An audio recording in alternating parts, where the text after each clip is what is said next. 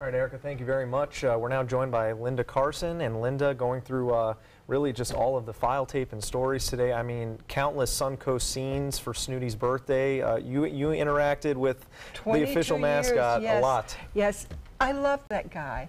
It's hard not to sit here and cry about it, but my heart goes out to the people who took care of him.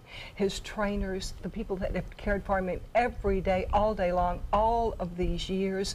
He was family to them. They loved him. Yeah. My heart just breaks for them. They did everything they possibly could for Snooty.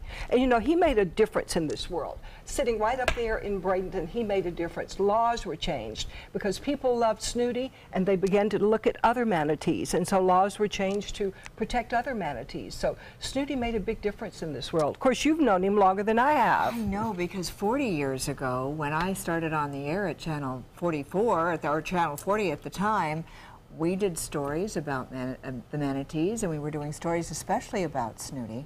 And I remember sitting poolside with this beautiful, beautiful being, and he was just gentle. He was just this gentle soul. He would come up, the trainers would call him over to the side of the pool. You could feed him, you could pet him. He was just this gentle, lovely, lovely light. And he was so smart. He would see you come in, yes, and he would follow you all the way around, and then he would try to climb up and get in your space. And he always wanted to kiss you. I was told not to do that, and he loved a camera. He was just like us.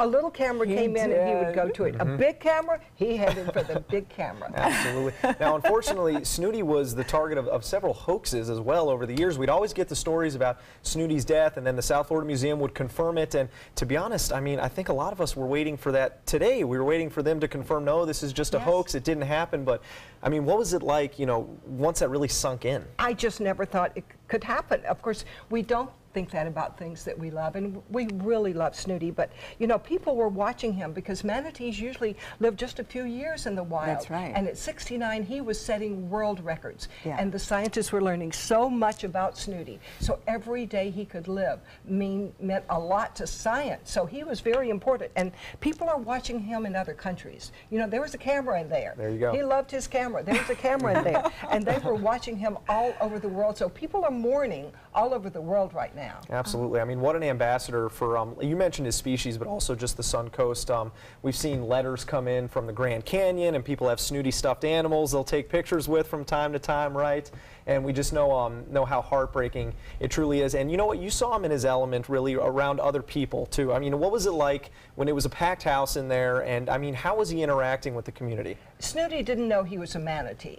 He came there as a baby, and he never saw another manatee until 30, 40 years. Yeah, that's true. So he just thought he was another person. So he was surrounded by his friends. Everybody loved him. That's the good thing.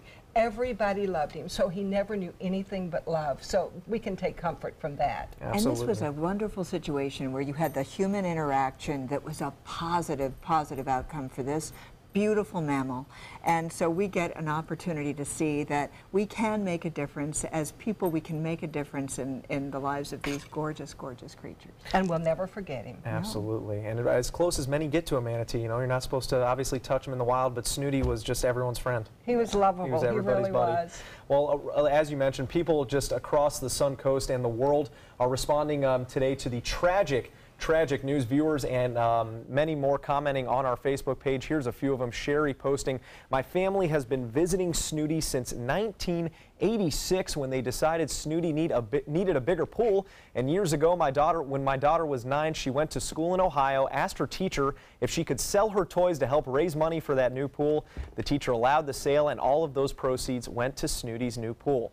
Another person commenting, "I am so saddened by this turn of events, especially because it was not a natural death." Certainly something we're all coming to grips with. And then Marcia wonders, why is it that negligence is now called an accident? People are negligent in doing their jobs and duties. People die, animals die, but it's never anyone's fault. Everything is an accident. If the staff kept him safe, he would not be dead. We are certainly not making any assumptions and waiting for these investigations to play out. And if you would like to leave your own comment, memories, and/or photos with Snooty, you can do so by putting them right on our Facebook page.